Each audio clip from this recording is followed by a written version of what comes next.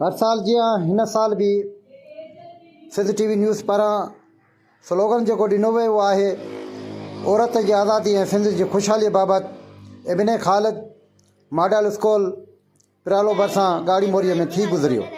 उन मौक़े ते शागिर्दनि पंहिंजा वीचार सिंध टीवी न्यूज़ सां हिन रीति वंडिया आहिनि।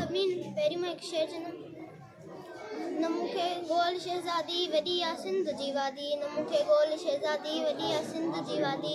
असां हमतन फ़क़ीरनि जा ठिकाना केतिरा आहिनि।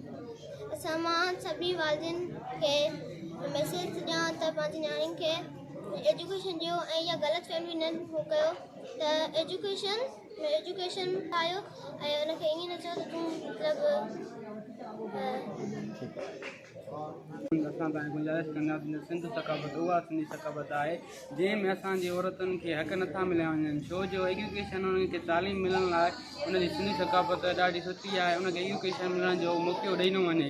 असांजी हिन सिंध में जेके औरतुनि खे हक़ नथा मिलनि उन्हनि खे हक़नि खे मिलणु लाज़मी आहे, छो जो असांजी उन्हनि जी बि हिकु ज़िंदगी आहे, असांजी बि ज़िंदगी आहे। औरतुनि खे फुल हक़ नथा ॾिना वञनि। अल्लाह पाक तबारक व तआला असां सभिनी खे बराबरि हक़ ॾिना आहिनि, पर औरतुनि खे न तालीम मिले न उन्हनि खां हक़ था ॾिननि। ऐं असांजे जेके हुकुमरान आहिनि सॼा पैसा था खाई वञनि। सिंध जेका आहे उहा छा असांजी नंढी, उन्हनि सिंधियुनि खे पंहिंजा पूरा हक़ ॾिना वञनि, असांजी औरतुनि खे तमामु पूरा हक़ ॾिना वञनि। हिकु शेर चवंदुमि त जॾहिं बि सिंध सॾु कयो त पंहिंजी पटके वर वियो, न हिजकिया न हबकिया न दम दलेर दबकिया। सो अचो अचो वक़्तु ॾाढो तंग आ, जंग जंग जंग आ पंजाब तो हक़ न मिलंदा असां उन्हनि जे हक़नि लाइ लड़ंदा। आख़िर में हीअ शेर मां चई करे जॻायो सदा वसे सिंधड़ी वसनि तुंहिंजा ॻोठ, तूं दरवाज़ो दीन जो तमें बिटियूं कोठ, तुंहिंजी साई वाट में छल पूरे आदमी।